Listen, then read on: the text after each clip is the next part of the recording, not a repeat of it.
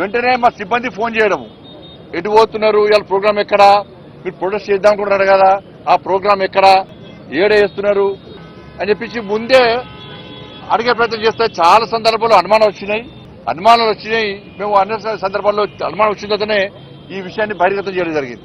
ఇవాళ కేసీఆర్ గవర్నమెంట్ లో మీరు చూడండి, మీరెవరన్నా, మీ కెమెరామెన్ ఉన్నారు, రిపోర్టర్లు ఉన్నారు, మీరెవరన్నా మీ కుటుంబ సభ్యులతో కానీ ఎవరన్నా కానీ వాట్సాప్ కాల్ కాకుండా నార్మల్ కాల్ మీరు మాట్లాడారు ఎప్పుడైనా? తెలంగాణ రాష్ట్రంలో కేసీఆర్ ప్రభుత్వం ఉన్నప్పుడు భిక్షాటన చేసే భిక్ష పైన కూడా ఒక ఏమీ తెలియనటువంటి మామూలు వ్యక్తి కూడా వాళ్ళ భార్యతో మాట్లాడాలన్నా, ఏదైనా భార్యాభర్తల ఫోన్లైన మూర్ఖులు వీళ్ళు, చండాలులు, నీచ మనుషులు వీళ్ళు. ఎవరన్నా భార్యాభర్తల ఫోన్ వింటారా అన్న ఎవడన్నా? ఇంత సిగ్గుమాల కుటుంబం వీళ్ళది. కేసీఆర్ కొడుకైతే దరిద్రులు వీళ్ళు. ఎవరన్నా తెలంగాణ రాష్ట్రంలో కేసీఆర్ ప్రభుత్వం ఉన్నప్పుడు ఎవ్వరు కూడా నార్మల్ కాల్ మాట్లాడుకోవాలి. ఎవరైనా మామూలు బిచ్చపులు అడిగినా కూడా, ఆటో కార్మికులు అడిగినా కూడా, అబ్బో సార్ కేసీఆర్ ఫోన్ ఇంటర్నెట, అందుకే వాట్సాప్ కాల్ మాట్లాడుతున్నారు సార్ అంటుండే. ఇది కామన్ అయిపోయింది. ఇది ఎవరు కూడా మాట్లాడుకోలే, అందరికి తెలిసిపోయింది. కేసీఆర్ ఫోన్ ఇంటర్నెట, మామూలు కాల్ మాట్లాడకూడదు, అయితే వాట్సాప్, అయితే ఫేస్ టైము, అయితే సిగ్నల్ మాట్లాడుకోవాలంట అని చెప్పి ఈ టెక్నాలజీ పెంచడానికే వచ్చి కేసీఆర్ టాపిక్ వేసింది.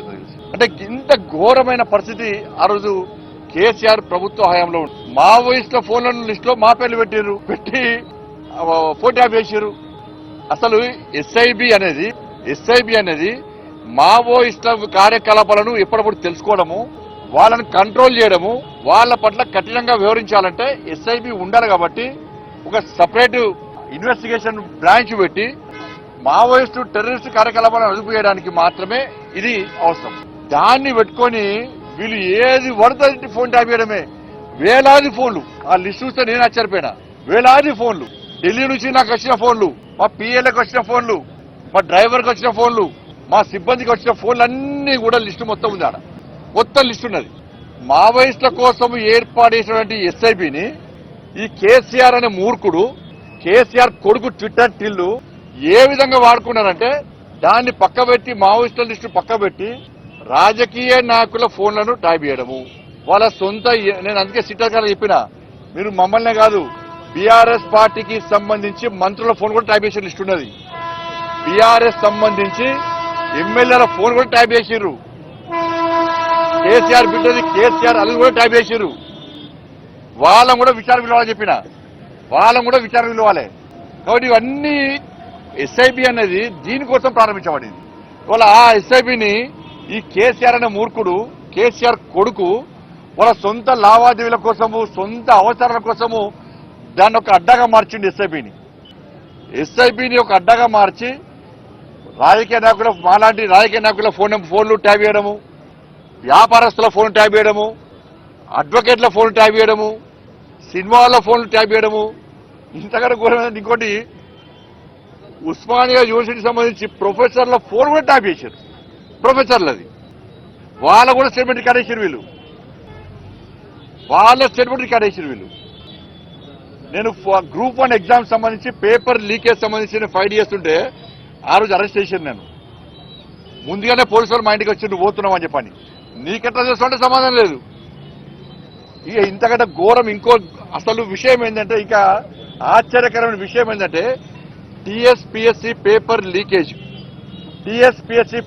లీకేజ్ కేసును విచారిస్తున్న జడ్జి ఫోన్ కూడా ట్యాప్ చేశారు. హైకోర్టు జడ్జి ఫోన్ కూడా ట్యాప్ చేశారు వీళ్ళు. టీఎస్పీఎస్సీ పేపర్ లీకేజ్ విషయంలో విచారణ చేస్తున్న హైకోర్టు జడ్జి గారి ఫోన్ కూడా వీళ్ళు ట్యాప్ చేశారు. ఇప్పుడున్న ముఖ్యమంత్రి గారు కూడా ట్యాప్ చేశారు అప్పటికి. ఇది దీంతో పాటు అనేక లావాదేవీలకు సంబంధించి వీళ్ళు దీన్ని లబ్ధి పొందిన జిల్లా. అసలు ఈ ప్రభాకర్ రావు అంటోడు, ఈ రాధాకిషోర్ పెద్ద లఫంగాలు వీళ్ళిద్దరు, ఫాల్తుగాలు వీళ్ళిద్దరు. నేను ఈ భాష మాట్లాడుతూ నాకే సిగ్గనిపిస్తున్నది. వాళ్ళు చేసిన భాగవతం లోపల వాళ్ళు చెప్తుంటే వీళ్ళను సమాజం క్షమించదు. వీళ్ళకు ఉరిశిక్ష చేస్తే ఒక్కసారి చచ్చిపోతారు. ఉరిశిక్ష చేతి వీళ్ళు క్షణం ఆ రోజు నేను గాని, మా పార్టీ కార్యకర్తలు గాని, మా నాయకులు గాని, ఇతర పార్టీ నాయకులను ఎంత క్షోభకు గురి చేసారో ఈ ఫాల్తుగాలు ఇద్దరు, ఎంత క్షోభకు గురి చేసారో వాళ్ళు విషయాలు చెప్తుంటే నిజంగానే షాక్ గురైనా. ఆశ్చర్యం అనిపించింది. గింత నీచులా వీళ్ళు, గింత ఫాల్తుగాలా వీళ్ళు. వీళ్ళని ఏం చేసింది రేవంత్ రెడ్డి ప్రభుత్వం రేవంత్ రెడ్డి ప్రభుత్వం రాగానే కథం ఒకడు అమెరికా వీకిండు ఇంకో అరెస్ట్ చేయడానికి గిన్ని సంవత్సరాలు పట్టింది. కాపాడే ప్రయత్నం రేవంత్ రెడ్డి ప్రభుత్వం చేస్తున్నది. ఇవాళ ఈ ఎస్ఐబి ఏం చేసిందంటే నేను మళ్ళీ చెప్తున్నా, కేవలం ఈ ఫోన్ ట్యాపింగ్ రాజకీయ నాయకుల యొక్క వ్యవహారాలు చేసుకోవడం, వాళ్ళని అడ్డుకునే ప్రయత్నం చేయడం అనుగొక్క ప్రయత్నం చేయడంతో పాటు చాలా మంది వ్యాపారస్తుల ఫోన్ కూడా ట్యాప్ చేసారు. వీళ్ళు వాళ్ళ లావాదేవీలు, వాళ్ళ బిజినెస్ ట్రాన్సాక్షన్స్ కానీ వాళ్ళ బిజినెస్ సంబంధించి అన్ని రహస్యాలు తెలుసుకొని ఫోన్ చేసి కేసీఆర్ కొడుకు ఫోన్ చేసి వాళ్ళని బ్లాక్ మెయిల్ చేసి వేల కోట్ల రూపాయలు దొబ్బిపోయారంటే గిరే ఫోన్ ట్యాపింగ్ కావాలని.